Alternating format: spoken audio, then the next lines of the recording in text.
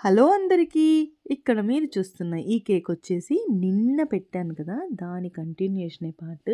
నిన్న వీడియో ఎవరైనా చూడకపోతే ఇక్కడ నేను ట్యాగ్ చేస్తాను. ఫాండెంట్‌తో ఎలాగా చేశాను అనేది చెక్‌ఔట్ చేయండి.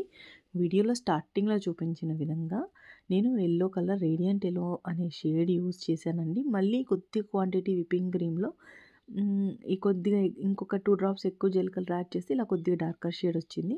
అలా వచ్చిన దాన్ని ఇలా నేను అప్లై చేస్తున్నాను. ఇక్కడ మీరు చూస్తుంది బ్రౌన్ కలర్‌లో ఉన్నది వచ్చేసి మన చాక్లేట్ గనాష్ ఉంటది కదా! సో, ఆ గనాష్ యాడ్ చేశానండి విప్పింగ్ క్రీమ్‌లో. సో, అది ఇలాగ వచ్చిందనమాట. అండ్ ఇక్కడ మీరు చూసారా నిన్న చూడకపోతే చెప్పాను కదా! చూడండి అని లయన్ ఫేస్ అండి.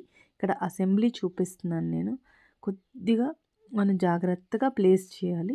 లేదు అంటే మీరు మొత్తం అన్నీ ఎడిబుల్ గ్లూ యూజ్ చేసి స్టిక్ చేయొచ్చు. మీకెలా కావలిస్తే అలా చేయొచ్చు. నేను ఎడిబుల్ గ్లూ లాంటిది ఏమి యూజ్ చేయలేదండి. జస్ట్ డైరెక్ట్ కేక్ మీద అలా ప్లేస్ చేసేసాననమాట. డెలివరీ తీసుకెళ్ళడానికి కొద్దిసేపు ముందు.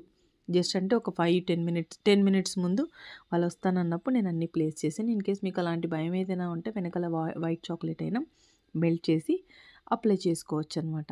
కేక్‌లో మాయిశ్చర్ అనేది ఫాండెంట్‌కి టచ్ అవ్వదు. అండ్ ఇక్కడ చూస్తే ఐబ్రోస్ ప్లేస్ చేస్తున్నాను. కళ్ళు ప్లేస్ చేస్తున్నాను. అంటే ఎవ్రీథింగ్ మనం చేసుకున్న డీటెయిలింగ్ అనేది చాలా బాగా చేసుకోవాలి.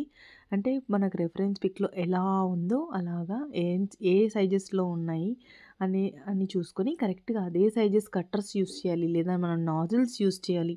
ఏవైనా సరే చేత్తో చేసే కంటే ఇలా సర్కిల్స్ కట్టర్స్ యూజ్ చేయడం చాలా మంచిదనమాట.